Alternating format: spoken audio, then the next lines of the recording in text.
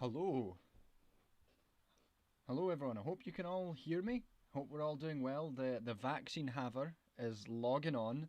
The sore arm haver is logging on to talk about fucking debate or whatever it is that we're talking about today. Mainly, well, I don't know. Mainly these things tend to get out of hand.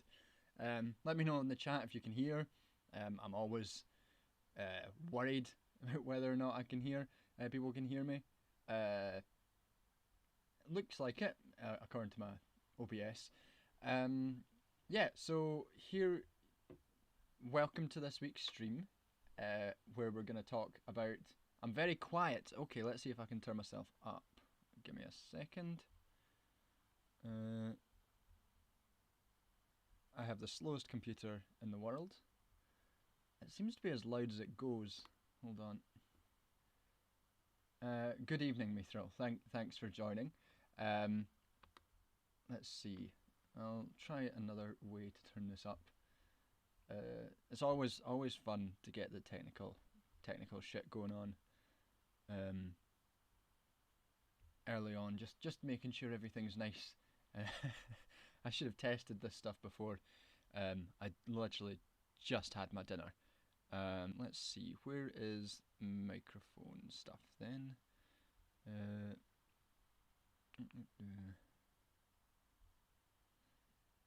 Yeah. So while we're quiet, I'll just put the mic really close to my mouth, so and see if you can hear me a bit better for now, while I work on trying to fix this. So yeah. Hey George Zumbar, it's going all right. I am vaccinated now. I have that good juice running through me. I'm afraid, George, you can't call me Dunk Tom because I've never been dunked on. I'm the undunkable. I'm afraid. If anyone says that they've dunked on me, from either the trash future or philosophy tube world, they're lying to you. I've never been dunked on, especially by those people. Not once. Oh, nice! You're getting your vaccine tomorrow. It's a good feeling, to get that good juice running through your arm. John undunkable is more acceptable. Yes.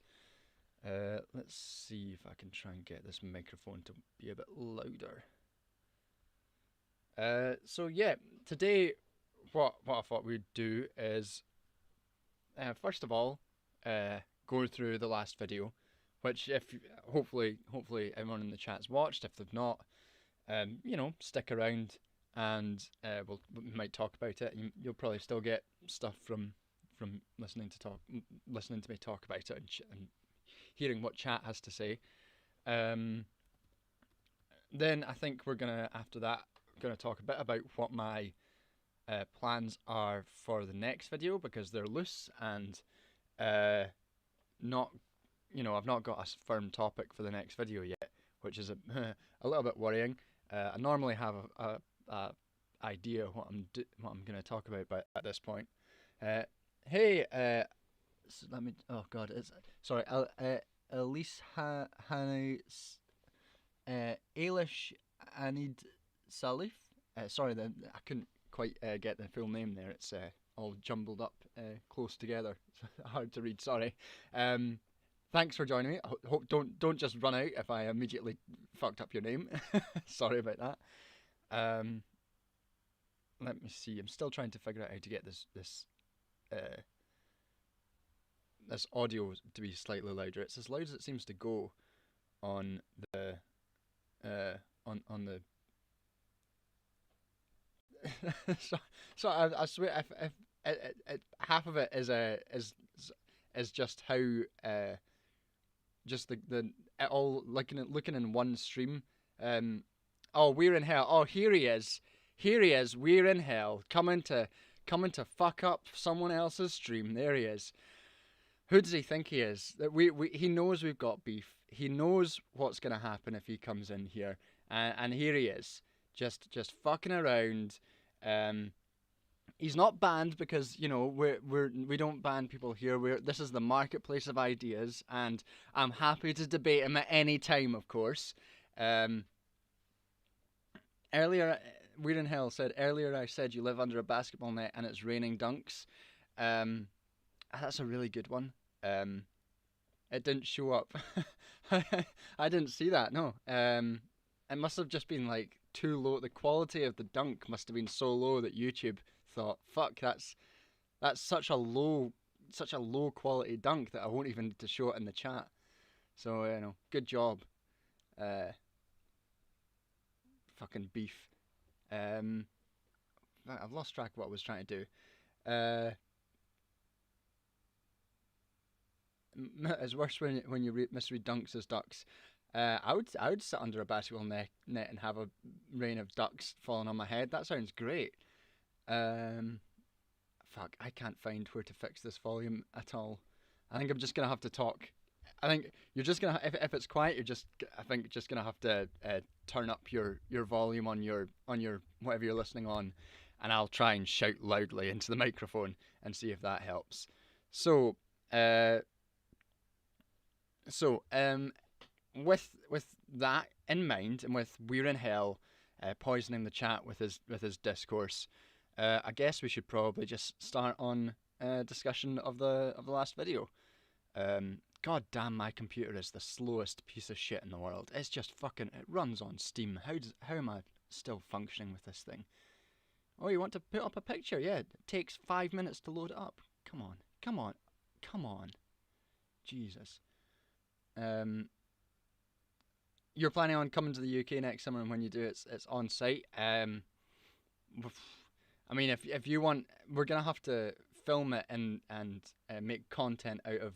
It'll be like that video of the English guys, the topless English guys who hit each other with chairs.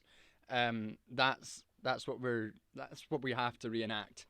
Actually, I think Marina already told us that we have to reenact that video. Scottish computer moment. I mean, I would be amazed if any part of this computer was built in Scotland. This is just a bad computer moment. Yeah. So here we go. Yay! That my fun wee fucking thing. Site card. What is it called? Thumbnail. My thumbnail is up. I've not seen a video of a bar fight in Dublin. That sounds fun. I have one of my American friends has this obsession. Hey, Sanan. One of my American friends has an obsession with getting me into bar fights. Why did that close? Why would that close? Why would it do that?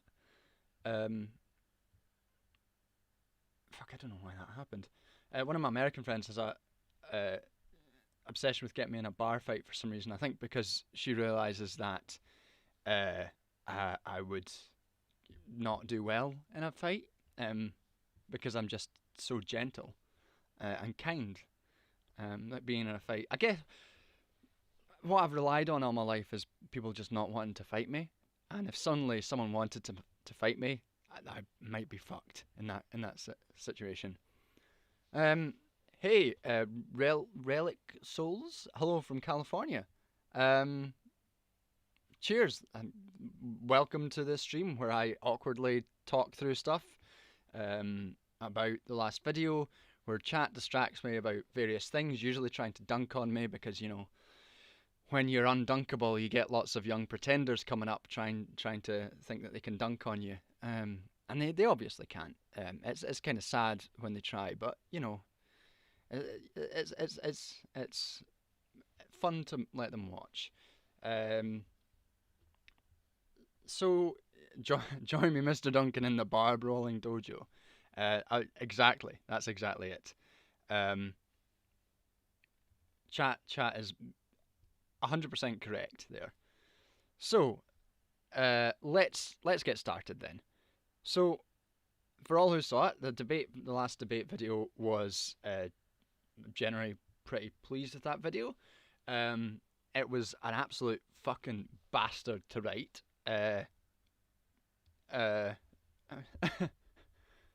Sounds like a lot of cope. I mean, Sinan, when have you ever known me to really get dunked on? You know, when it's just I can't think of a single example. And if you mention any pictures that anyone named Devon might have brought up, then you will be banned from chat, and that will be cope. Yeah, so this video was a bastard to write. I found it a real challenge to find the right sort of argumentative line. But in the end, I think it turned out. Oh, the picture's back up.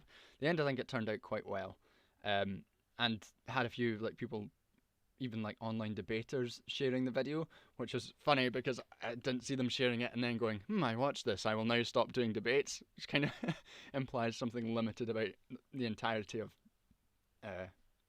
online discourse beyond just debate as well.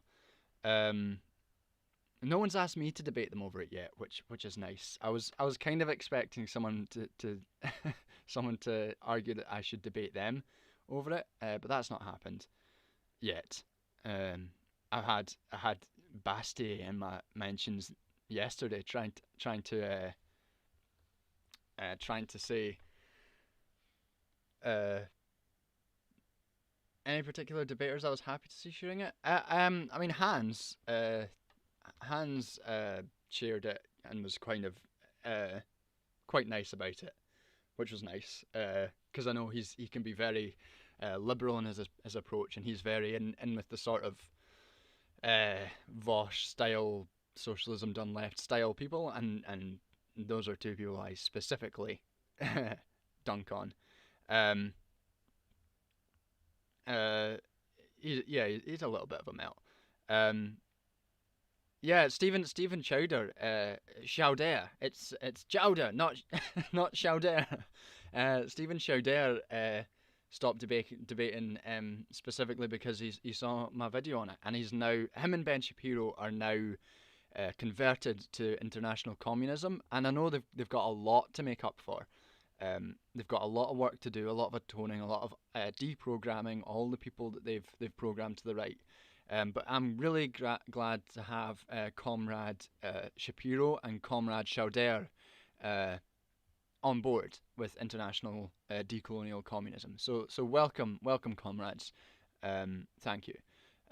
All of Daily Wire has changed their ideology because they watched this video. And you know, that's something to be proud of, I think. I did have I had yesterday Bastier in my mentions. This was very bizarre. Someone on Twitter was like dunking on him, and I was like, yeah, this guy is like a oil company lawyer who is a self-described neoliberal and wears a suit to stream. Is designed in a lab to make me hate him. And he replied to this tweet saying, I just checked out your videos. I would love to have you on to chat sometime. And I was like, what sort of, like, I ignored it, and I was like, what sort of weird, like, who sees someone go, oh, this person is designed in a lab for me to hate, and goes, I will check out their YouTube channel. So that was a very sort of bizarre thing to do. Probably wants to get me on to do some sort of gotcha fucking debate shit. That's what I expect would be the result of that. But apparently one of my Mitchells made a joke saying, I'm John's manager. I'm John's manager. Contact me to get in touch with him about doing a debate. And he then went through all of her tweets and started liking them all on her timeline, and then DM'd her to try and set up a time. And I was like, I have 3,000 subscribers. How does he think I have a social media manager? Like, what's the thought process going on here? Why is he so desperate to have me on to try and talk, to try and quote chat with me? It's fucking weird. One of the weirdest things that's happened online in a while. So yeah, that's the closest anyone's got to debate. Hey Marina, Here to debate for the mushroom shirt. I've said before, we have to actually fucking fight. If you want the mushroom shirt, we're gonna have to. It won't be the marketplace of ideas. It'll be a fucking boxing ring, a cage match, and whoever leaves the cage gets the shirt. That's the deal. There's no debating over the shirt. It's full on physical fist fights. Randy, here's the thing about neoliberals. Somehow the self-identifying neoliberals are much less insufferable than the neoliberals that pretend there's no such thing about neoliberals. I don't know. I don't know if that's the case. Because the self-described neoliberals will have a really weird conception of neoliberalism itself. They'll be like, oh, Donald Trump. Like they'll position themselves in opposition to Donald Trump. Be like, oh, the Joe Biden, the neoliberalism is good. It's just Joe Biden. And you're like, well, it's also Donald Trump, you idiots. So they're also just in denial, but in a different way. So man, I'm my own social media manager, and it sucks. I just don't. Who does he think I am that I have a social media manager? It's such a bizarre thing. Like, how gullible are you? It was clearly a joke tweet, and I was like, fucking hell. I couldn't believe that you actually DM'd her. It was actually Leech Waifu who did the some of the quotes in this video. He DM'd was like, it was a really long DM as well. It was bizarre. Is your view on debate just YouTube, or do you feel like Oxford Union debates are unproductive? I think they're both unproductive. I think, as I say in the video, I think online debates are reacting to particular pressures online and reinforcing some sort of potential reinforcing some factors that exist online and some forms of knowledge online that don't necessarily exist to the same extent in places like Oxford Union, but Oxford Union itself is also bad. That sort of debate is also bad, and I don't think you can separate neatly the online debate tradition from that sort of university tradition either. The one emerged bastardized out of the other and gained a lot of the fucking bullshit. Yes, Sinan. I wanted to use that shirt. I was like, would this be rude if I just stole like a random picture of him? But then I thought, he looks good. You'll like it. Yeah, you're a one of the good ones, one of the good streamers. Is there any particular realm in which you think debate is a net positive? I don't think so. I mean, potentially there's like, if you count something like a conversation between two people that's not combative, and is sort of, there might be tensions and disagreements, but the point isn't about winning, but about reaching sort of understanding, then maybe. But to the extent that, would you call that a debate or not? I don't know. I think it's, I mean, net positive, it depends what you mean. It could be quite fun. Like a lot of university debate students, like debate club members, think it's quite fun. They recognise that it's not useful for politics, but it's quite a good laugh, and people should be allowed to have fun. I think debate would be. I've seen like online debates. I've been in online debates that are just making the point of which is just to have a laugh, and to like have a fun rhetorical game, and that's fine, I think. But as soon as it becomes tied up with any sort of like knowledge creation, any sort of legitimate political positioning, I think then it becomes problematic. So yeah, I think I'll go through some of the comments and some of the criticisms that I got from the video, and I might be able to answer some of the questions that people might have. So one of the most common ones, which is one that I was quite surprised was so common. I got quite a lot of people saying the video just has has knives out for quantitative data, as if I'm just like, quantitative data is bad. No numbers bad. We hate numbers. And we will make sure to never use numbers. And if you use numbers, then you're doing genocide. And I was kind of astounded that people could get that sort of conclusion, given the multiple times I said in the video, the issue isn't that quantitative data exists or that quantitative investigation exists.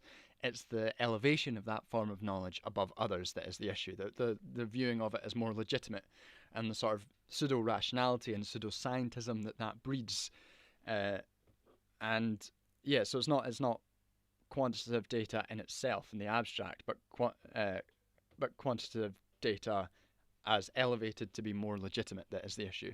And one good example I got from commenter Riot Dance Squad leader left a really good comment saying he's reading The Measure of Man by Stephen Jay Gould, and there's a whole chapter on the allure of numbers and how the mere fact of measuring of facts, figures, and numbers lent incredible prestige and credibility to phrenology because of the privilege of pseudo-rational, pseudo-scientific ideals of number being the most like legitimate way of knowing things.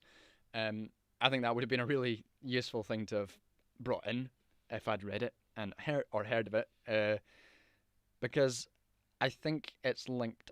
I think this is still going on with a lot of the online debate. I think you see it a lot with regard to another comment I got, which is another good comment and another good Twitter thread by it was Econ MB, I think, left the comment, and Econ MB on Twitter as well, where they talked about how disability and how ableism is really present in the online debate sphere, because a lot of the stuff you get, especially with people like Vosh, they make like tactical decisions in this regard to like racism as well, like his famous tactical N-word shit. But he also does tactical ableism, you like referring to people as opponents in these various ableist terms, and his argument is that it's good rhetorically, and I think it's a very odd and dangerous thing, particularly in light of things like Stephen Jay Gould's the ability of phrenology to be justified by numbers. It's a very dangerous game to start invoking. Like, never mind the actual moral repugnance of it. It is incredibly dangerous to start playing into that form of discourse, of knowledge that reinforces ideas like ableist ideas and IQ and shit like that. So yeah, the prevalence, the elevation of numbers and data as being more legitimate was the issue, not necessarily the existence of data. Relic Soul's a big issue I've noticed is no matter what, when debate is held, even when one side, quote, wins, the other side is not likely to have their minds changed. And maybe that's due to the nature of debates. Yeah, I think it is. I think it plays into a lot as well. Not just... I think it plays a lot into it as well, particularly in the online sphere, because of the parasocial element, where everyone's like, we're you know, it's split into fandoms, and it's split into like, even if you think like whoever your favorite didn't perform particularly well, in a debate, you're still going to be like, oh, they're right. They might not have performed well, but they're still right, and vice versa. And I just don't think it's a particularly good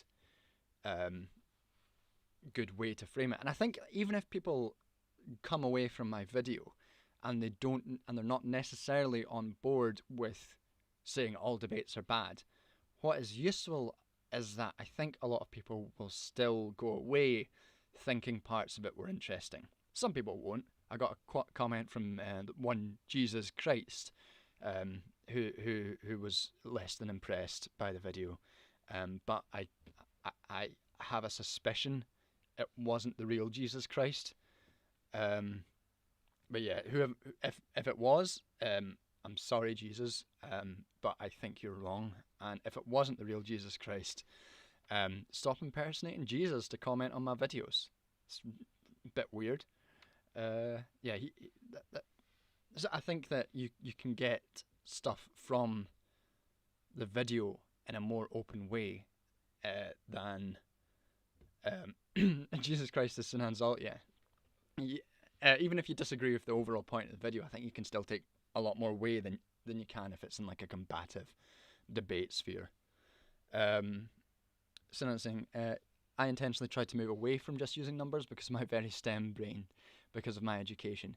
Yeah, not just your education, but like I say, I think it's endemic towards whole parts of, I mean, the entirety of Western education to privilege that kind of quantification. Political science is like, as you know, rife with it. My undergraduate was very statistics focused, because I did my undergraduate at Strathclyde, where John Curtis is the like professor, the resident professor there. So a lot of it is built around his sort of brand of quantitative data and shit like that. So yeah, it's like endemic. I think it's not very good. It's something I think that needs to be pushed back on within particularly the social sciences and humanities. I mean, even calling it social sciences isn't great. Um, Randeep, data is often used to draw all sorts of spurious conclusions. Charles Murray being a caricature but very real example of this. Yeah, Charles Murray and is a good example of that.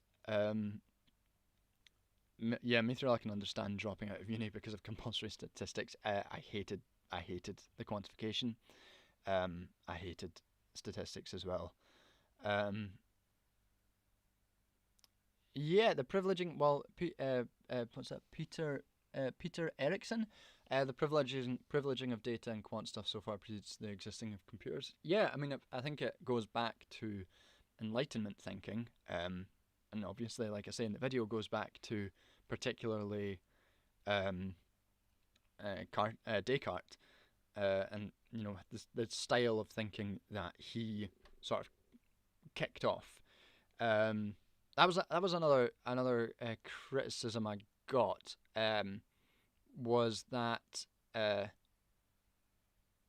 not every when I'm talking about Western epistemology, not every Western philosopher is Cartesian, and particularly Hegel criticized him, and that's true, but also misses the point of that I'm making in that section. It's not that all Western knowledge is necessarily Cartesian. It's just that the dominant form of knowledge production owes so much to the Cartesian legacy, and a lot of what I'm saying in the video, and especially in that final section, is very Hegelian, very dialectic. I've been reading Social Reproduction Theory, which is fantastic, and everyone should read. And there's a whole, it's a very weird book to read for me right now, because whole sections of it are things that I've been thinking might as well be lifted from this video, but I hadn't read it before I put out the video. I put out the video and then started reading it the next day, and I was like, fucking hell, this person might as well just be reading my video script. How's this happened? And there's one chapter in particular that goes into the sort of Hegelian dialecticals and the relation, how it's a chapter on intersectionality and highlighting the conceptual flaws of intersectionality as like viewing different things as like atomized yet intersecting things in themselves, whereas it's more conceptually consistent, more theoretically sound to view it all as being co-constitutive of part of one big system.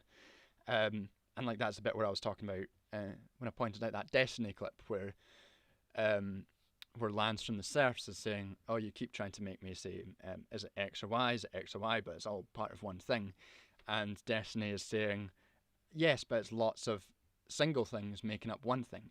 And the point is, no, it's not lots of single things making up one thing. It's a one thing with many co-constitutive parts which influence each other relationally, which is a sort of different thing theoretically, conceptually.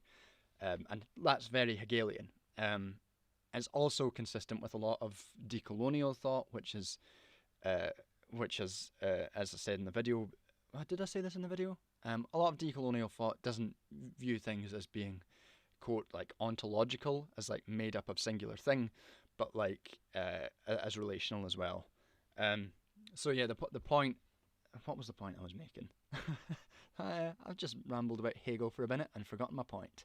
This is the nerdiest I've ever been. That's maybe a lie. The point was, yes, that not that I was saying every form of Western epistemology is necessarily Cartesian, but that is the dominant form that it's taken and is still consistently dominant throughout the university setting. Let's see what chat's saying. Statistical significance is always at some specific level. It might be Fisher, maybe earlier. Is there a universal way to have productive conversation with someone who has opposing viewpoints and be able to show them how and where their way of thinking went wrong? I don't know. I'd be amazed if there was a universal way to have productive conversations. I think productive conversations depend on a lot of things, including who's having the conversation, how open the conversation is to other perspectives. I mean, the example, if we go back to Bastiat trying to quote chat with me, I suspect that wouldn't be a productive conversation from the content of his that I've watched and his political positionings. I don't think a conversation with him would be particularly useful because I think he's probably set in his ways. I don't think there's any sort of discourse that I could have with him while he was in that condition that would necessarily convince him. I think people get caught up a lot thinking about how, if we do this conversation well, if we do this bit of language well, then we can convince someone. The Socratic method. I don't think the Socratic method is going to be the Socratic. They killed Socrates for a reason. I think people get caught up in the idea that you can just change people's minds with the right conversation. I think people's minds are changed by a lot, like a variety of both. Both their reading, their material circumstances, their life around them, where they are. I don't think you can necessarily change everyone's mind with conversation. People change their own minds. I think ultimately that's probably the case. You can do bits and pieces to help, like the reason I did this video isn't because I didn't put out a video and think this is going to be useless. I put it out because I think it might help people think about things in a different way, which is valuable enough. Part of the problem with debate is 21 viewers. That's quite a lot for me. Sorry. And welcome all 21 of you. That's a fair amount. Last week when I was hanging out in Tom Nicholson's chat last week, there was only like 40 folk, and he has 200,000 subscribers. We've got a dedicated bunch here at John the Duncan. Thank you. So what was I saying? I've lost track of what I was saying again. It doesn't matter. Probably wasn't important. What's chat saying? What causes that atomization of ideas that Destiny was thinking? Like, why do we perceive things as components? Primarily, the system is dominant. I mean, I think we live in a totalized system of capitalism, which has affected, liberal capitalism, which has affected how we view things. And for centuries now, we've been encouraged to view things as atomized, individualistic parts. I think it was necessary. And you see this a lot in sort of Marxist environmental work. It's necessary for the world to be mechanized and that like viewed of as parts of like a machine rather than as like a total system. That was necessary for the birth of capitalism, so that we could start to start our extractivist regime. Like if you view the world in a different way, if say you had a different form of epistemology. I have seen the Cedar Crowder mess. I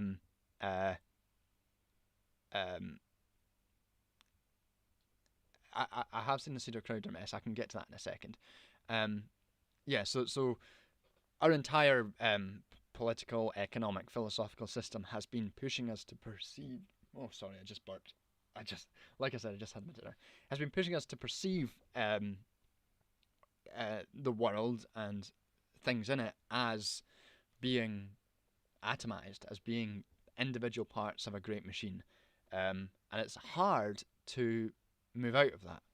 There's a reason that things like Mignolo, things like Hegel, which goes against this, is hard to read. I mean, in the case of Hegel, it's because he's fucking hard to read, and Jesus Christ. I simply will refuse to ever read Hegel. I'm not going to do that. Like one of my friends says, too hot to read Hegel. That's the truth of it.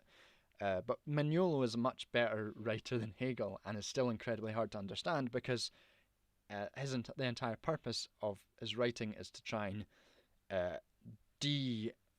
disentangle the ways that we know things, and particularly in the West, and that's a hard thing to do, and it's a hard thing to understand, and a hard thing to write about. So it is quite a challenging concept. I missed some stuff. Had a guy come up to me today saying he was starving hungry, but said he only wanted hot food from Subway. I mean, I can understand. Maybe he just wanted a Subway. I don't know.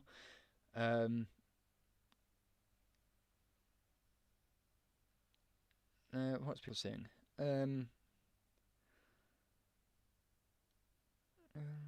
Let's see. Let's talk briefly about Crowder and Cedar for a second, because I've had a few people try to point out to me that perhaps that's an example of debate working.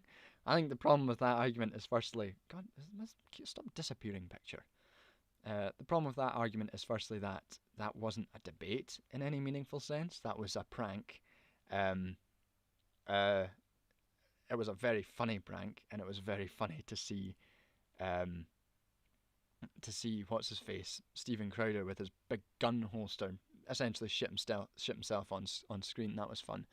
I don't think that's going to have any real impact on Stephen Crowder or Stephen Crowder's fans or anything. It was a shouting match. It was just a prank. It was a big troll, essentially.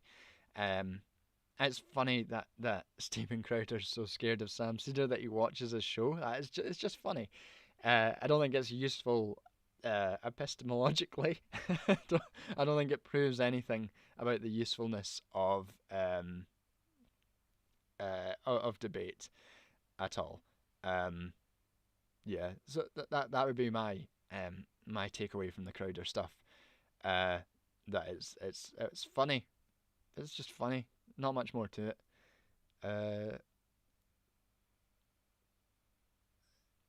Mithril saying the Labour Party in the UK was at its most powerful when they paid for libraries and did speaking tours propagating ideas. People wanted to be part of that. Yeah, I mean, I hate to see political discourse filtered through the fucking black hole of the British Labour Party. But when when I was in my sort of depression following the 2019 election, I did say that one of the ways that Labour could probably hope to gain some ground back would be if they had strong community organisation, if they actually worked in communities to help people. But instead of doing that, they decided to fucking cut their community outreach stuff, which is very Keith Starmer, isn't it? Changing people's minds is going to take, like, changing people's... Okay, fine. Fuck it, Labour Party. If the Labour Party existed in communities all round, as a place where people could go for support materially, where they could get, where they could talk to each other, where they could talk about their lives. If they wanted to talk about politics, then things would be very different for the Labour Party, probably. Except that's not what they want to do. And that's all I'll talk about the Labour Party today, because it is a black hole in which all hope goes and from which nothing escapes. Oh Christ, Randeep, do you think the Labour Party is salvageable in any way? That's the point. No, not really. I don't think it's an effective political vehicle. I don't think bourgeois electoralism is an effective political vehicle for anything at this point. I think it's about time that many people on the left. I mean, if you want to stay involved with the Labour Party, fine. I don't think it's going to be. No, you're okay, Randy. I don't think it's going to be an effective way of moving forward from here on. Especially as it continues its distancing from labour unions and even the unions that are involved with Labour Party right now.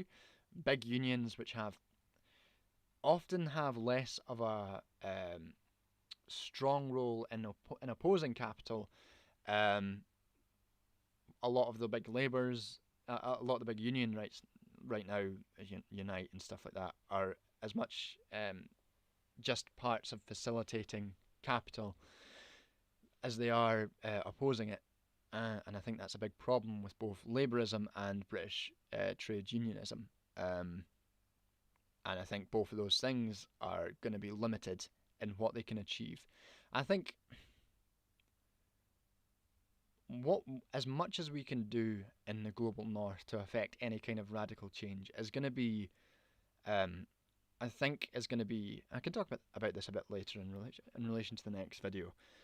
I think a lot of the most radical stuff we're going to see is in the realm of social reproduction. And again, this is me reading Social Reproduction Theory, a book which everyone should read, and I will probably start beating people over the head with, because a lot of really good, not just social movements, but class-forming social movements, have been built around social reproduction. Examples being in the early 1930s, after the Wall Street crash, a lot of big, powerful social movements happened in the US, particularly, which were instrumental in forming a new class consciousness. As much as class consciousness is just the formation of a class, because as some a good way of arguing about class that I've seen is class is a division, and it's not the formation of groups, and the class consciousness is part of the forming of groups, and what social reproduction social movements have been really good at is forming those groups. And this is really interesting for me and for my research, and particularly because in social reproduction theory, examples given of really radical modern social movements which have been really good for forming class have been the Right to Water campaign in Ireland, the Housing Rights campaign in London, land rights campaigns across the world. All of those social movements have been built around human rights, which is really interesting for my research on human rights. And all of those social movements are ones that I have looked into myself for part of my PhD research. Anthony's saying social reproduction facilitates class formation itself, or in itself, or for itself. Not social reproduction itself, but social movements based around social reproduction. So social reproduction, just referring to the way in which the commodity labour, because remember, labour is a commodity within capitalism. The only commodity that's not produced, within the capital process. It's sort of outside, as much as anything can be outside that. It's kind of outside the sort of production process. So social reproduction is the way that commodity is reproduced. That can be on an individual level in terms of immediate access to food, wages, housing, water, all that. Or it can be more broad, like education, healthcare, and so on and so forth. And those have been really acute. What I mean by that, social movements involving them, is when you have social reproduction being challenged, the ability of groups or individuals to engage in social reproduction. I'll see you later, Mithril. Sorry. I hope I didn't bore you. what we're seeing in social reproduction then is groups that are stopped from engaging in it, and there's a really interesting crossover between that and necropolitics. Yes, exactly. Peter Erickson. You read my mind. You read exactly where I was going. Um, the yes, you did. And it's a really interesting crossover. You've got groups like disabled people who are blocked from both the workforce and welfare and are subject to real necropolitical tendencies because of their inability to engage in social reproduction. And through that, really radical and acute social movements have been able have formed in reaction to that, which is really, really interesting, in my view. But yeah, Peter Erickson called it the necropolitical social reproduction and human rights intersection is really interesting for my research, and that's I've been thinking about what to do for the next video, and either I wanted to do something sort of feminist analysis of subjectivity under neoliberalism, or I wanted to do something about this necropolitical social reproduction social movement analysis. I'm yet to figure out which is more which one I want to do. Probably which one I want to do first, because I'll probably get round to both at some point. Yeah, let's catch up on chat a bit. Sorry, I was ranting for a while and missed what chat was saying. Mutual aid, yeah, mutual aid is certainly part of it. Part of social reproduction. You saw, like we saw in the pandemic, lots and lots of people were blocked from the ability to engage in social reproduction. They lost jobs, they couldn't go out, and immediately lots of mutual aid networks sprung up, which is really interesting and quite important, I think, for left strategy as we go forward, for understanding how to do that. If I've heard of him, he has a great song called. If you've not, sorry, who's this? Oh yeah. Off-topic question: has anyone here ever heard of the musical artist The Narcissist Cookbook? I have not. If you've not heard of him, he has a great song called The Absolute State of Our Union, talking about Britain, white supremacists, and the removal of Edward Coulson's statue. It's a great song. It's a great song, twice in the same message. I will try and remember that name and check him out. Always like new music recommendations.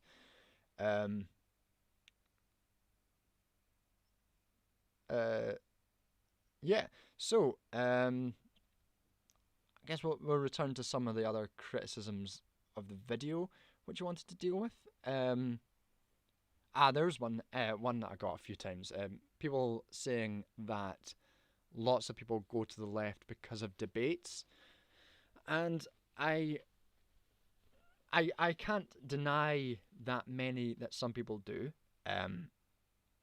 I would be amazed if, like Vosh says, hundreds of thousands, maybe millions of people have moved left because of debates.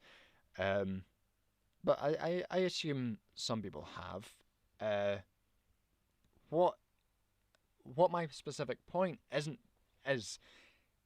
not that debates can't necessarily. Yeah, to be fair, he didn't say left. Yeah. But I'm not going to be fair to Vosh here. I don't really care that much. He said lots of people have been swayed by debate. Sure. The issue isn't necessarily that people can't have their minds changed by debates, and actually that is one of the problems, is that people can have their minds changed by debates.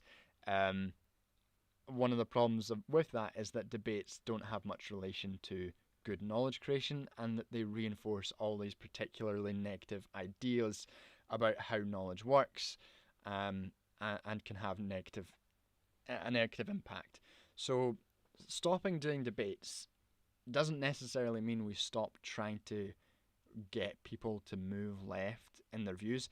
I also suspect that a lot of the time when people are swayed by debates, they are rarely, if ever, swayed into becoming proper leftists. Um, I think a lot of the time when people are swayed by debates, if they move from conservative to liberal, if they go from being a Nazi to a liberal, sure, that's good, um, but I, I, I I don't think they have much ability to really fundamentally make someone into a communist. I think that's quite a different thing that I don't think debate is that capable of. And even if it is, a lot of the ways that it works is still tied up with these real negative, a lot of the cases ableist, a lot of the times they involve puffed up masculinity, and they're obviously, like I said, they're born of this real westernized epistemology, and reinforcing that is as much as damaging as anything else. So yeah, so that was one criticism which I thought I could understand where people were coming from with it, but I think missed the point a little bit. Vosh is super anti-communist. I don't watch enough Vosh to know to make that point.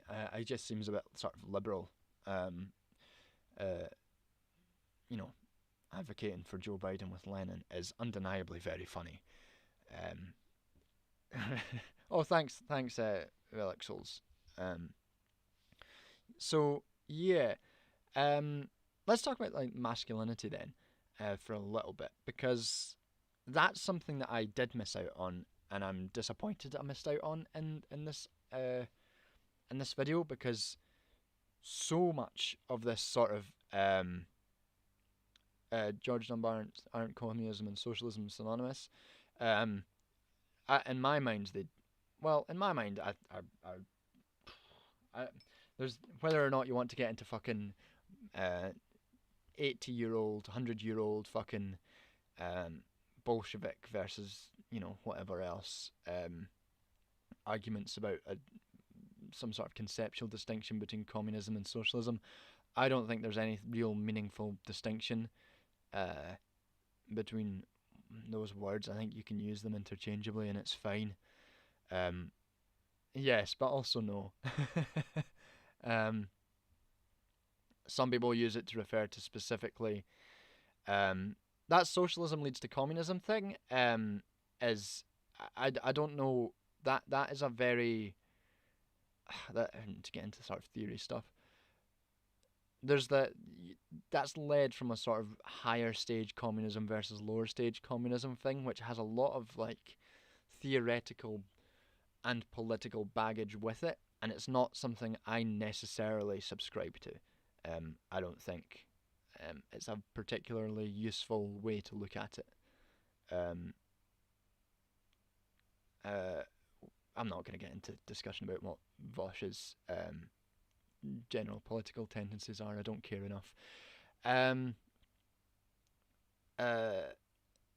Socialism to communism isn't really how I see it. I just like words mean different things in different periods depending on political context. If people want to say socialism is like fucking social democrats, fucking fine. If they want to say communism is just China, whatever.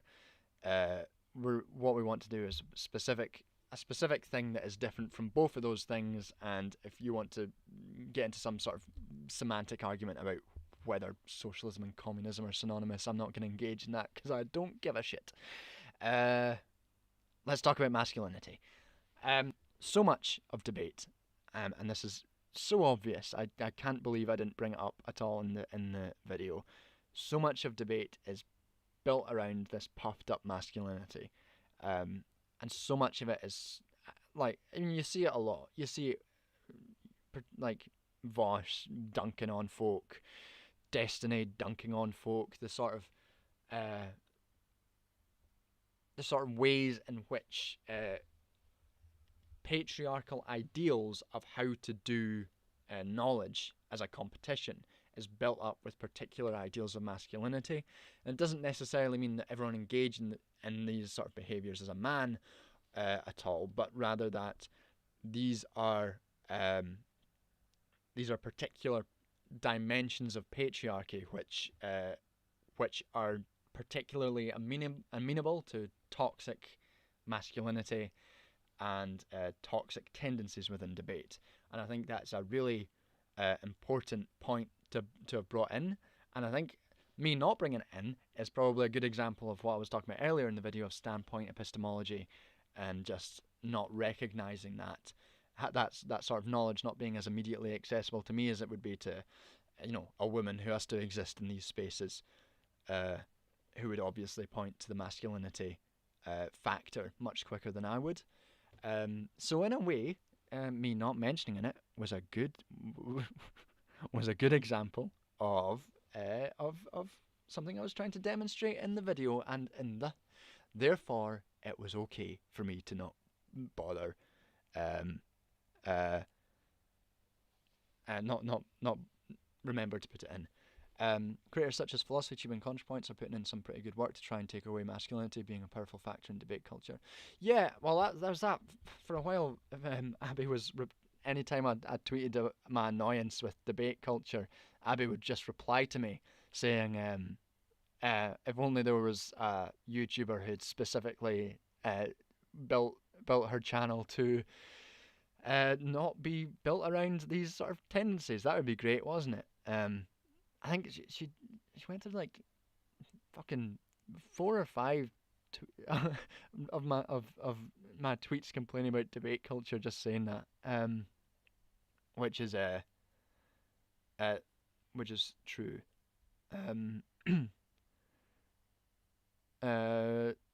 Sorry, just catch up on the chat. In this regard to easily accessible ways to be.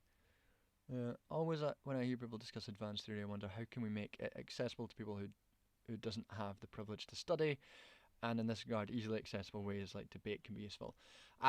YAHM. I think it's important to make things accessible. I don't think debate is a good way to do it, even if you think that it may make it accessible. What you're going to do is tie up the discussions of theory within all these negative tendencies, all these negative epistemological tendencies from, and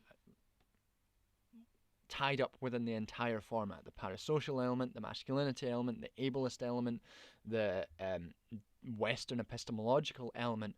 All these things are going to be tied up in any discussion of theory that's done through debate culture, and it's going to negate, in my view, any use that you think debate might be useful in doing so. Peter Erickson debate isn't accessible at all. It might be for some people. Some people might think that's more accessible than others.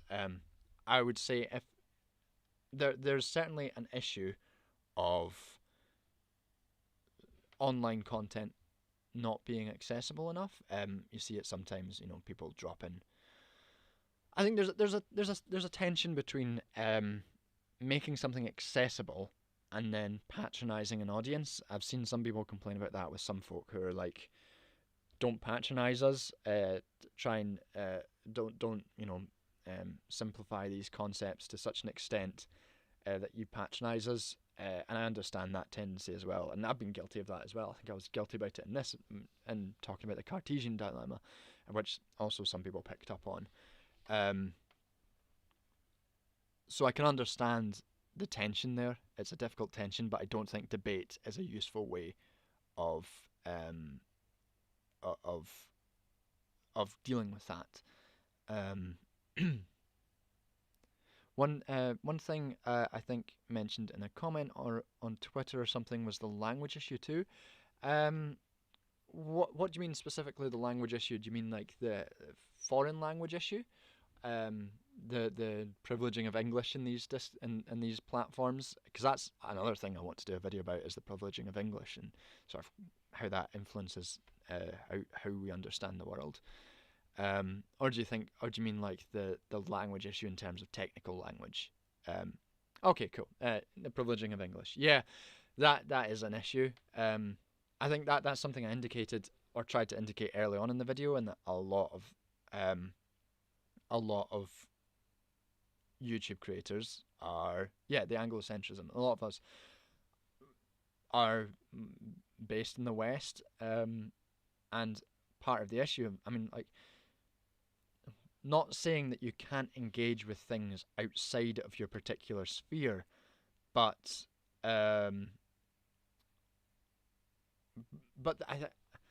I personally wouldn't be comfortable talking about a context confidently that I didn't know a lot about, and this is part of the issue with YouTube. You know, as a platform, taking the amount of time it would take to learn a lot about another place, it would be difficult to combat that kind of Anglocentrism from just from my sort of personal capacity.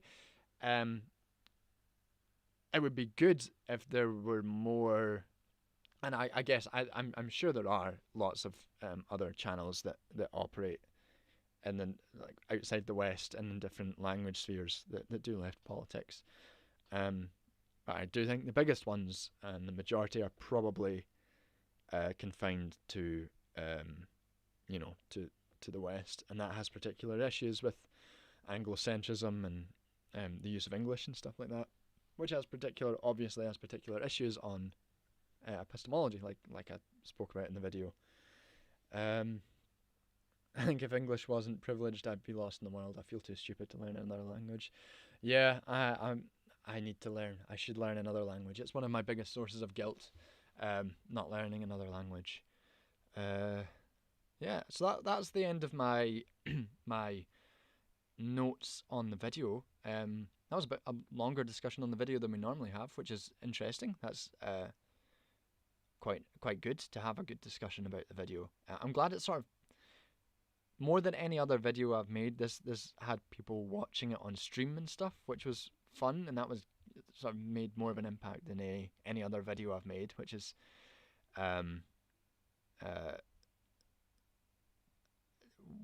which is fun.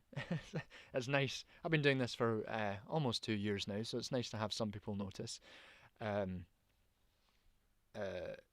Yeah, so I'm pretty pleased with that video in the end. Unless there's any more questions on it, I think we can move on. I already talked about what I was going to do next time, so I think might move on to talk about human rights for a little bit. And whatever anyone else. If anyone else wants to fire in a topic or a question that they feel like ask in the chat, just go ahead. Just knock me off, knock me off topic anytime you want. I've no notes at this point. I'm just free balling. So chat is useful to me in that regard. So yeah, on human rights. So if you follow me on Twitter, you'll remember me talking about a particularly bad human rights video that is really big. It's like got real. It's like got 200,000 views. It's the video by CCK Philosophy on like problem with human rights or something, and George Dunbar, thoughts on anarcho-communism. That's a big question.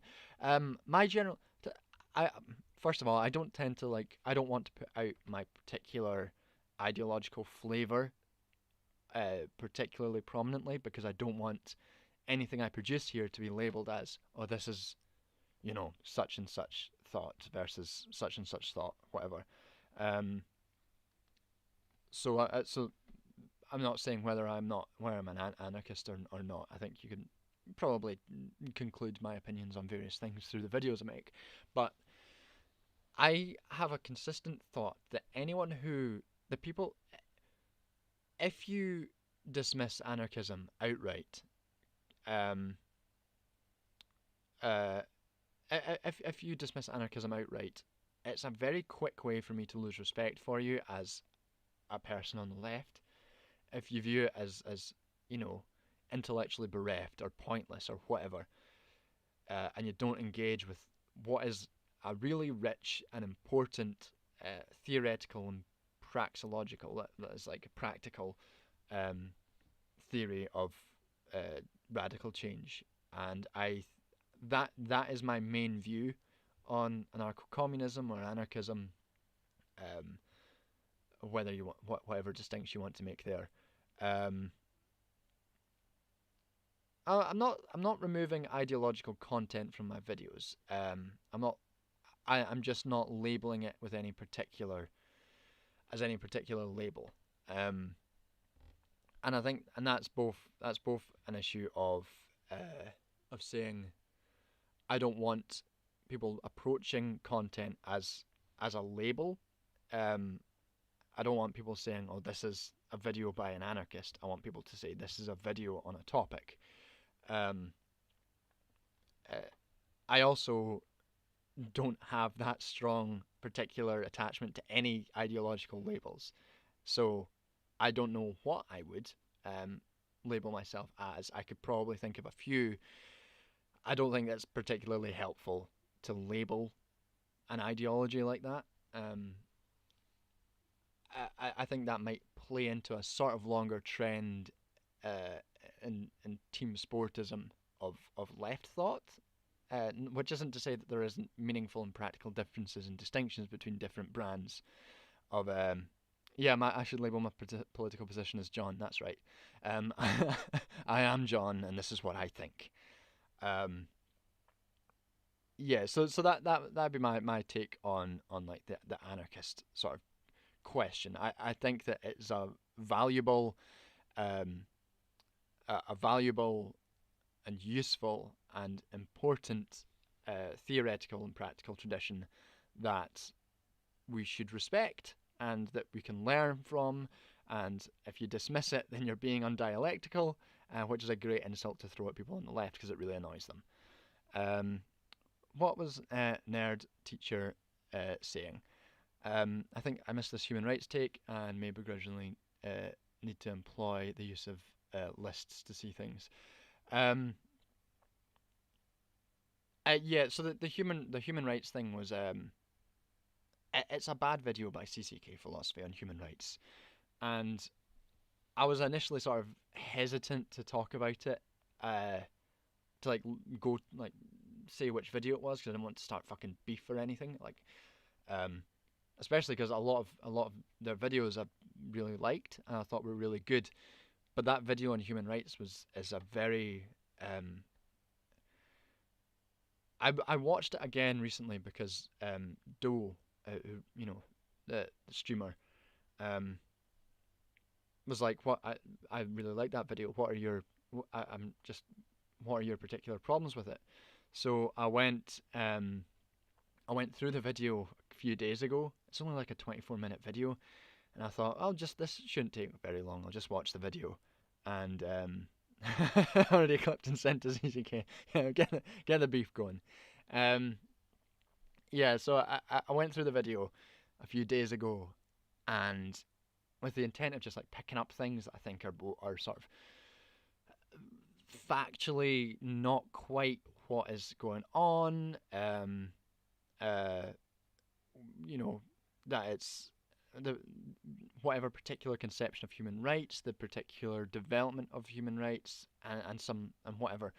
I wanted to pick up on what I thought was specifically wrong with the video, and 4.5 hours later, I in a haze finished my notes, because there was just so much with that video that is just really indicative of a lack of rigor in the research process. Um, and you can see in the bibliography there's not much in terms of the bibliography of that video. You can tell it's not been engaged, like not much contemporary human rights research has been engaged with. And there are things like, for example, at no point in the entire video on this entire video on human rights, at no point is the UDHR mentioned, and at no point are economic and social rights mentioned. And there are two explanations for that. The first being a lack of rigor in the research and not realizing that where the largest consensus would be over the development, the completion of human rights thought, completion is an odd word, like the sort of beginning of their development as a discursive thing, is really the UDHR. And CCK says the development ended, or like the sort of completion of the development of human rights, is like John Locke's two treatises of governments, and then invokes the U.S. Declaration of Independence a lot as well.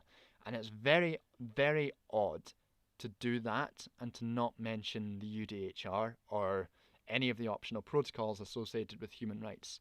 And what's annoying about this is it forces me to sort of talk about the institutional legal expressions of human rights in a way that sounds like I'm defending them or saying that they're good, which I'm not. My entire human rights research is about the opposite of that. It's about viewing human rights as a sort of socially constructed dialectical thing, which is in tension constantly between subaltern expressions and hegemonic expressions, and the hegemonic expressions being of the state, the subaltern being the social movements, which often operate in direct opposition to the state. And it's a very strange for me that there are simple things like that not understood within this video.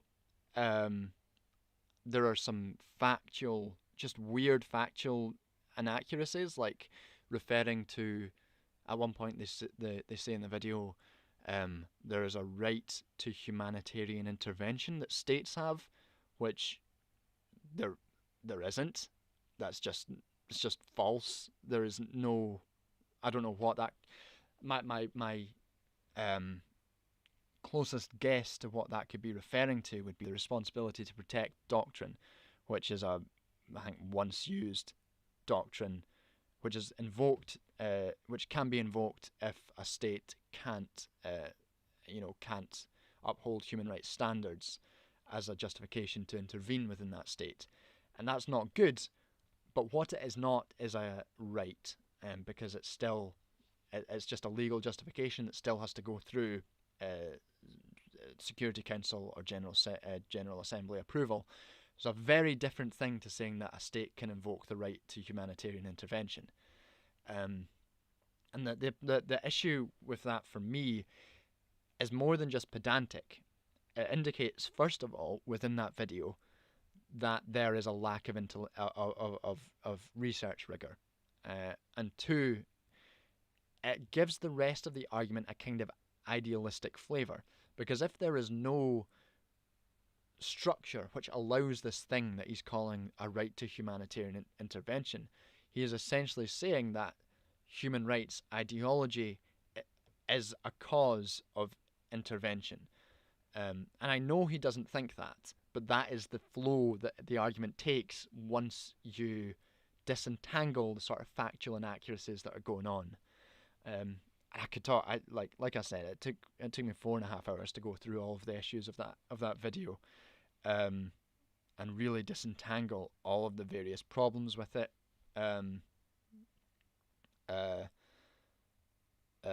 Which is a frustrating. You know what it is? It's a frustrating video, because for two reasons. Firstly, because I really liked CCK Philosophy's videos. I thought they were very good, but the video itself, the human rights one, was so badly done, in my view, that it made me question other videos that I didn't have as much expertise in. Like, how could I trust a video on another topic I didn't know about if this was the standard that we were working with? And that's not that wasn't a pleasant sort of feeling to have. I'm sure much of their videos are very good. I'm sure they are. And I don't want to like disparage his old channel. But it was just like a general feeling I had. The other issue is that it's having a real negative effect on interactions with things like human rights, which may have a negative effect on how we interact with social movements that use human rights. If I'd been researching the topic I'm researching and based my thinking on that video, I would have missed huge. I would have disregarded potentially radical human rights movements as being liberal or as being pointless, and that is not a good place to be in. You have to be aware of those things. yeah. So that's my kind of rant on human rights. It's not. I don't want it to be like a, like I said, I didn't want it to be a beef thing. I didn't want it to be. That's why I was sort of hesitant to talk about it on Twitter. Um, I I would rather it be a criticism of what I view as being a poor piece of work rather than anything to do with the person. Um, I know those things can be entangled very closely, but that's what it is. It's not beef. It's more um, just criticism of what I view as not a very good piece of work. Uh, let's see, what's the chat saying? Um, John, was there anything in particular that led you to pursuing this form of education versus the traditional becoming a professor route? Um, I don't know what that means. Um, I would like to become. I would like to do teaching. Um, One of the reasons I've not had an ability to do teaching right now is, firstly, the university I'm at is a research only institution. So there's only one master's class. There aren't any undergrads, so the teaching options are limited at my university. And also the pandemic happened, so I didn't have a chance to um,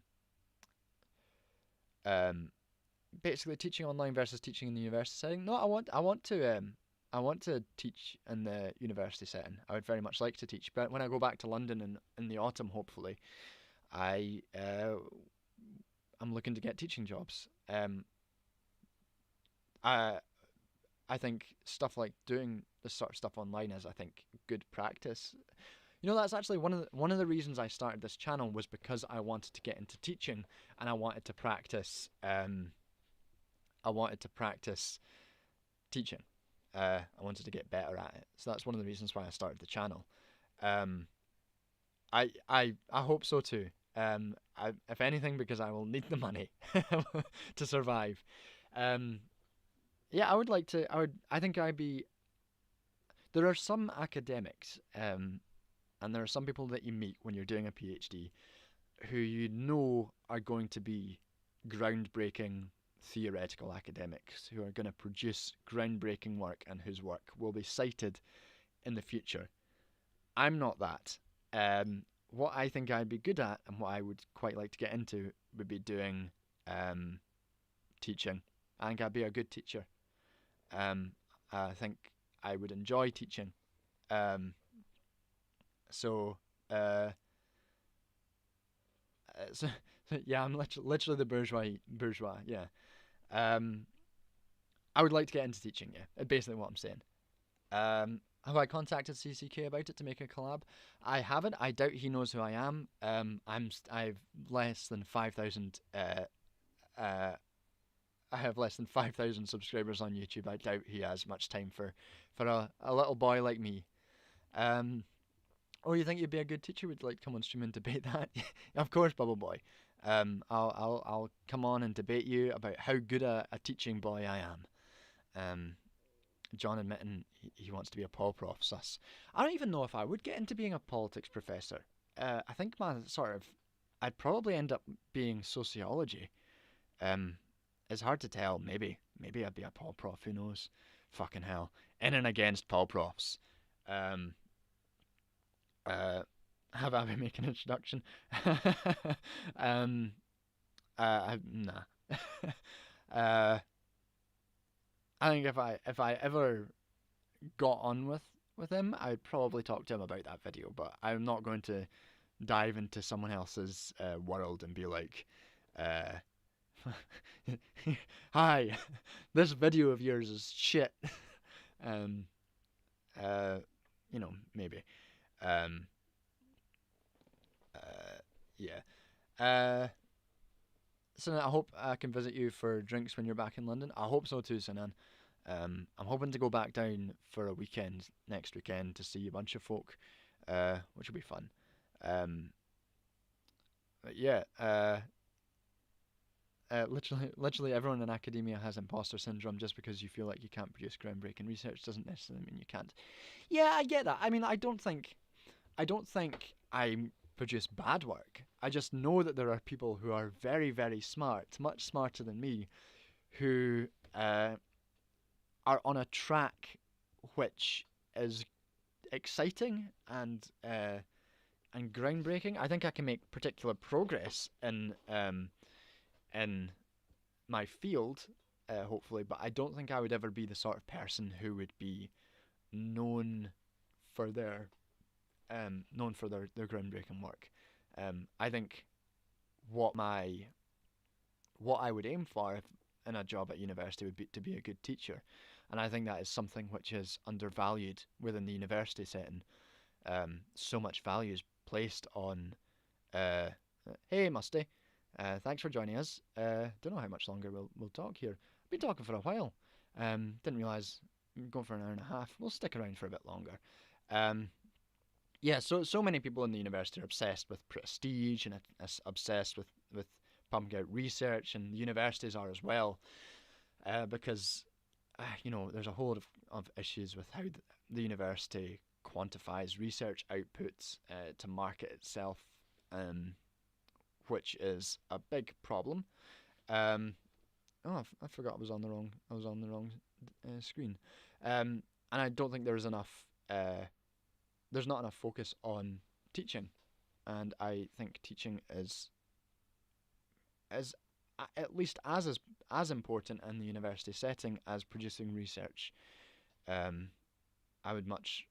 think I'd much rather be known as a good teacher than a good theorist, to be honest. We'll see. That's a career that is not even close to happening yet. Let's get through the PhD first. Yeah. Heading down to London tomorrow. Enjoy. Yeah, you could rant for hours about universities and elite institutions. Yeah, I was on what's their channel called? It's NRK69, I think. I was on their stream last week, and we had a big long talk about the elite the elite sort of ivory tower nature of universities, and their weirdness. I'm just gonna take a wee swig of water. My throat's starting to get sore. Back in 1 second.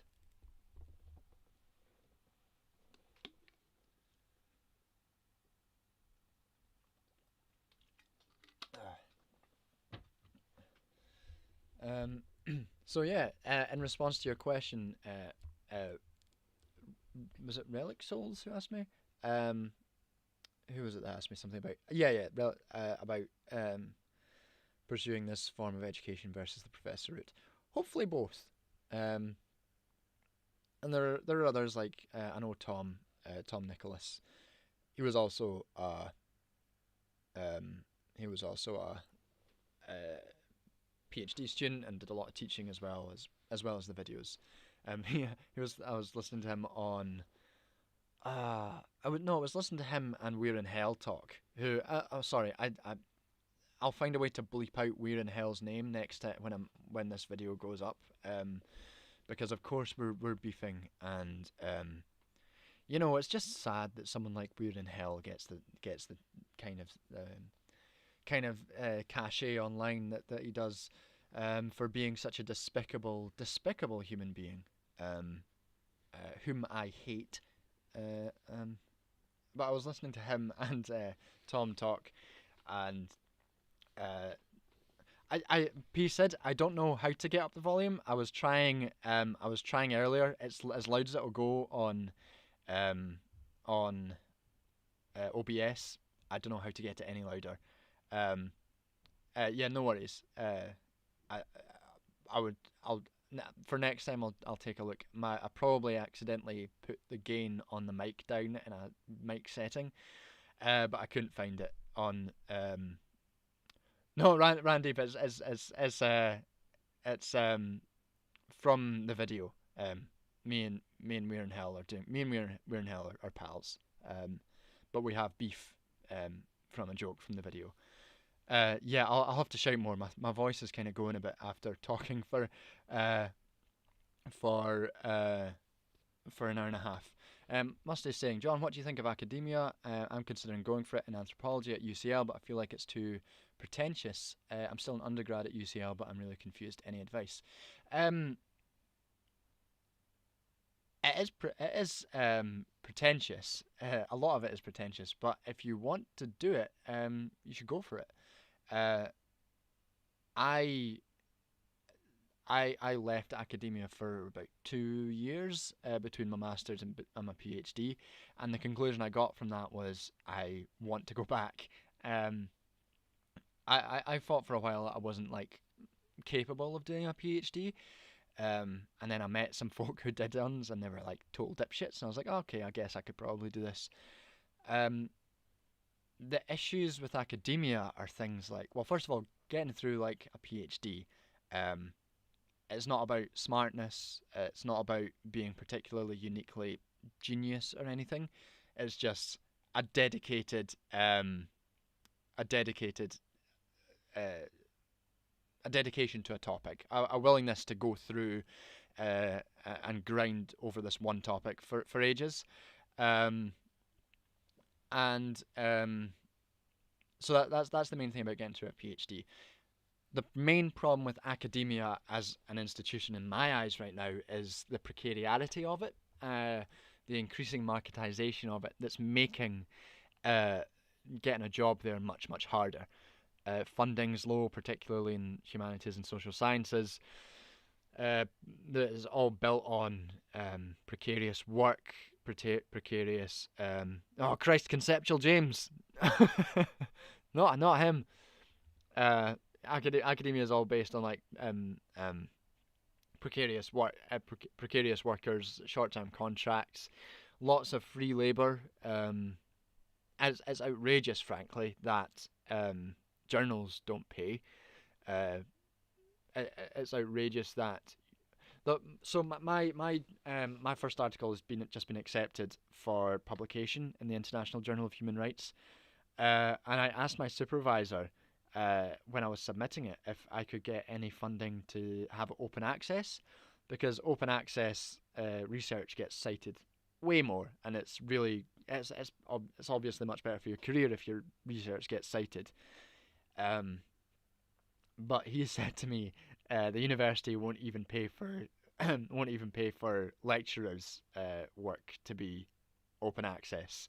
Um, so there's no chance of of a student's work being put open access. So there's basically that's the main problems with academia. But if it's something that you think you would like to do, um, I'd speak to your supervisor, your academic supervisor, or your tutor, and just talk about what you would like to do. And the next stage after undergrad is moving on to a master's. So, find what you're interested in and find a master's that you're interested in.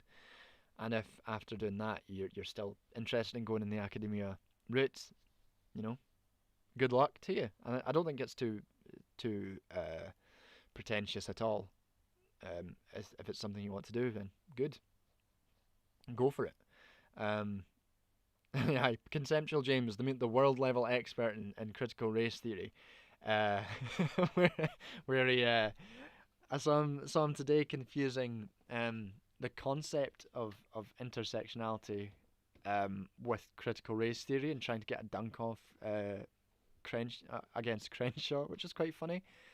Um, and then his melt. That was a really good example actually of how debate isn't particularly useful, when he had that Conceptual James, looked like a fool in that debate with that professor. I think he's a professor, um, who knows a lot about CRT and knows about the difference between various strands of Marxism. Uh, it's not affected. It's not affected Conceptual James that he looked like a tit there. It's not affected any of his supporters. It's just, he just said the guy's a communist. Don't listen to him, and it was like fine. I grant writing, evaluation, follow up, control, admin is also yeah, absolutely. Uh, one of the fucking least favorite things that it's the worst part of doing of the PhD work is the amount of fucking admin, and not that only gets worse and worse. Um, the further up you go. Uh, Graeber's bullshit jobs is obviously good on that. Mark Lamont Hill, that was it, Randy. Yeah, you're right. Yeah. Uh, what would be a more libertarian way to organize research instead of academia? Whoa, that's a big question. P said. Uh, I don't know. Um, I think it requires fundamentally the institute of the university probably needs to end, um, as it is like an institution developed from, built from the you know the um, the Western context from the Enlightenment, and as it comes with uh, the innate hierarchy of it, it probably needs to end. Um, I, I don't know what I don't know how to structure things that would replace it. One of That's probably something I need to get better at is getting rid of is thinking of ways to uh, particular structures to replace those things. My thinking tends to be that's not necessarily my job. My job is as much critical as it is thinking of the replacements. It's the job of the people who are in that position to set up the appropriate ways of organizing these things within the societies in which they live. And sure, we can give some theoretical guidance in our work, but that will always be limited by not living in the society, which is which is in that position. Uh, so we're always limited in what how we can envision future societies. So I'm always slightly hesitant to give firm ideas about what should replace a particular structure.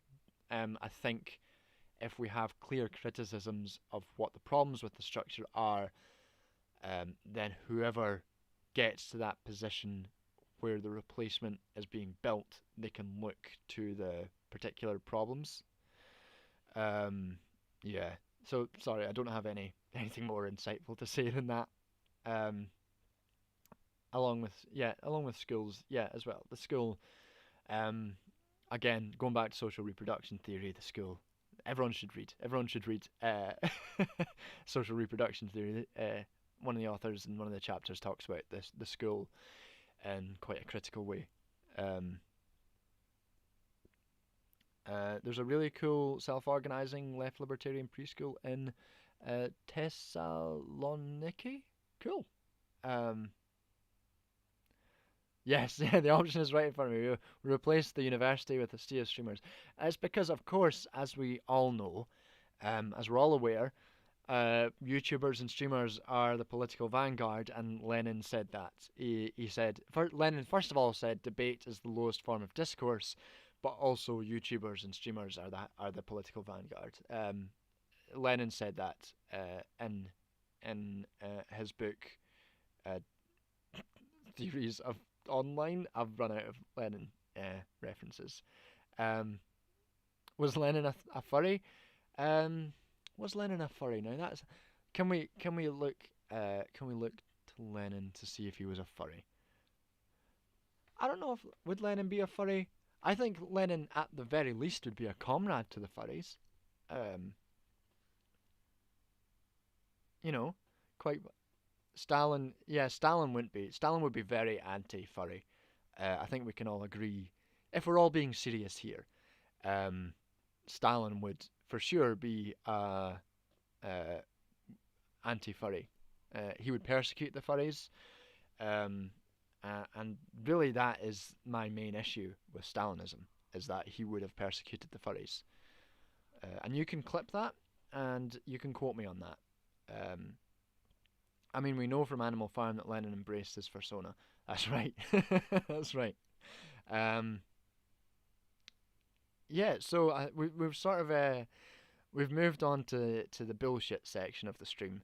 Um, I guess probably I'll give it another 5 minutes. We'll call it a day at 1:45. I've been talking straight uh, for an hour and 40 minutes at this point, and you can hear probably my voice going. Um, I need to get a better computer, a computer that can have face cam, and I need to figure out. I think this computer would explode if I tried to get folk to call in and chat on stream. Um, I would like to get that at some point. Um, you know, not just other. Maybe get folk to call in. Maybe get another YouTubers and other streamers to come in. I think that'd be quite fun. Uh, but at this point, my computer would probably explode if I tried. Uh, so yeah, that's something to maybe mean that I am not just constantly babbling for for 2 hours for each stream. It's quite a tiring process. Oh, hey, guitar guy Nick, we're almost reaching the end of the stream here. We're just gonna hang out for another 5 minutes, just vibe a bit. I'm problematic apparently for saying that Stalin. The worst thing about Stalin was that he probably would have persecuted the furries, and I don't think that's problematic. I think that is exactly right. Oh, and Connery Brown as well. Hi to yourself. Again, we are 5 minutes away from the end of stream here. You're very welcome to chill out and vibe. Cheers. I'm glad you checked it out. Hope you enjoyed it. You, thanks, Musty. I really appreciate that. I agree, guitar guy. I think the furries would have been instrumental in taking Stalingrad. I think they are a powerful, if underutilized, class. Thanks, Marxist Paul. We're getting lots of people joining. Just as we're about to finish. Um, uh, Musty, don't worry about supporting me. People should only support if they are able to. There's absolutely no problem with you not being able to support. We are living a difficult time, difficult things going on. Hey, thanks, Connery. Yeah, I was thinking about this the other day actually. I've been so let me take my head, crouch down and stick it right up my ass, my own ass, because I think every video I've made this year has been really good. And I've been really proud of the work I've made this year. From the first video on human rights and the patriotism video, necropolitics cancelled. This one, they've all been like really. I've all been really pleased with these videos. So I hope to keep the streak up and not make something shit soon enough. So yeah, thanks for just hanging out and vibing. We're in the chill zone now, and we're just gonna chat for a few minutes. And Bubble Boy himself is here as well. We're all here. We're all just chilling out. I'm gonna take another wee drink of water because my throat is dying.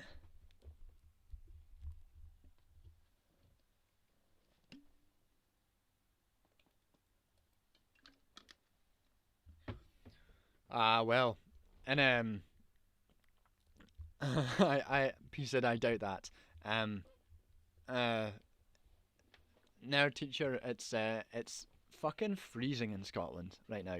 It is pouring rain and absolutely freezing. But my vibes are good because I've got that good that fucking vaccine juice running through my veins. I'm like fucking Bane over here, fucking just pumped full of vaccine. That's what that's what Bane was pumped full of, isn't it? From Batman, he was pumped full of vaccine. That's what made him strong. That's what the guy at the vaccine center told me anyway. Yeah, the trash future. The trash future stream is a fucking tense subject for me. Every few weeks, while I'm minding my own business, there'll be a fucking clip from a trash future stream that's nuking me. That's absolutely unprovoked nuking me from space, whether it's like a photo of a of a guy who apparently looks like me, which is he does creepily look like me, or whether it's Trash Future just fucking going up to space and just dunking on me for no discernible reason, just going for it. Alice was saying it's the worst legacy of Trash Future is going after unprovoked. Going after me unprovoked multiple times. Fuming. It's a tender subject. Fucking hell. Yeah, no, I don't want 40 degrees. If I a Scottish person existed in 40 degrees, I would simply catch fire like a fucking vampire.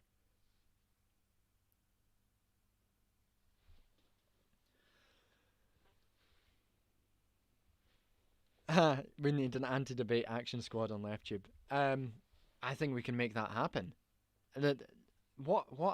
Maybe I'll make a PSA, a short PSA, where, in the style of drugs, of anti-drug adverts, where it takes, like, you crack an egg on a frying pan, you say this is your brain, and then you scramble it. This is your brain on debate. Just say no. Debate. Just say no. And just say no to online debate. Yeah, if a stranger comes up to you, either online or in person, and asks to debate, just say no. And we can, and then we can move on with our lives and not get caught up in debate, and it will be a much better world. And on that note, for all 20 of you here, which is very good viewing figures for me, I think we'll call it a day. My voice is going. I've been talking for an hour and 45 minutes. No, fuck. Yeah, an hour and 45 minutes. And that's too much.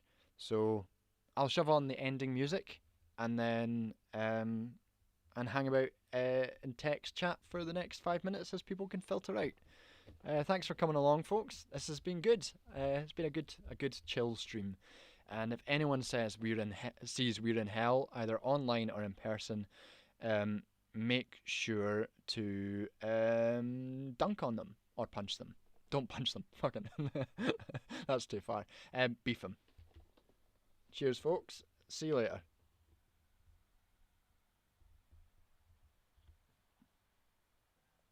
We're stalling. We can't admit the problems.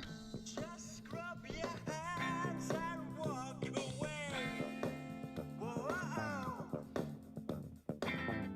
A blank stare, no thinking. Just watch as our ship sinking. Your pilot wash and walk away. Break down every day to a dialectic ruminate. You gotta choose what game to play. It's time for a change. Tick tock and you see the clock. You just flip up onto the spot. Can't you feel it's getting hot? It's time for a change.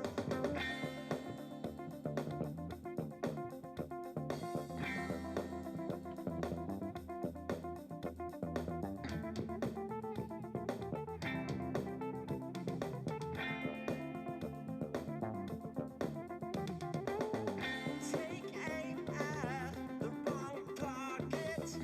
Make life a little bit harder. Stuck in the middle with anyone else but you. Throw a tantrum, throw a party. A little smile, you give yourself a handshake. We were doomed by the sense of your hand, just you. Break down every day to a dialectic ruminate. You gotta choose what game you play. It's time for a change. Tick tock and you see the clock. You just flip up onto the spot. Can you feel it's getting hot? It's time for a change. Yeah, times are changing.